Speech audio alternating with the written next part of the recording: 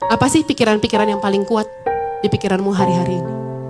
Apa yang sedang berantem di kepalamu hari-hari ini?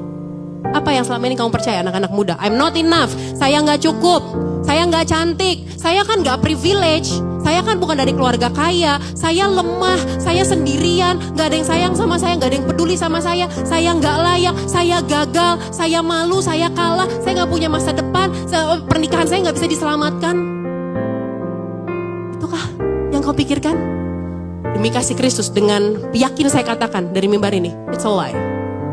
Itu kebohongan. Kalau kita gak sadar ada kebohongan dalam pikiran kita, ya kita bakal hidup di kebohongan itu.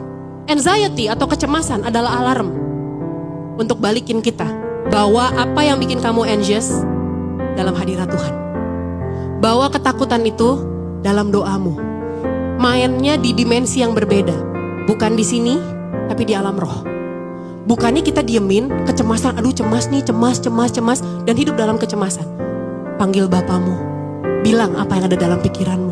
Tuhan aku takut ini, Tuhan aku takut ini, Tuhan ini gimana ya? Bawa sama Tuhan.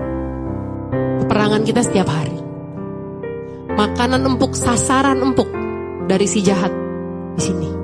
Karena kalau ininya kita berhasil di-hijack, bagaimana iblis meng-hijack hidupmu, mengarahkan hidupmu bukan kepada Kristus, tapi kepada maunya dia, kepada kehendak daging, pada depresi, pada anxiety, semua yang gak enak, gak nyaman, dengan meng-hijack pikiran. Makanya kasih pikiranmu pada Kristus, arahin pada Kristus, hanya kepada Kristus, menawankan segala pikiran dan menaklukkannya kepada Kristus. Berubah oleh pembaharuan budimu, pikiranmu, maka hidupmu akan berubah. Bukan berarti masalah jadi gak ada kok.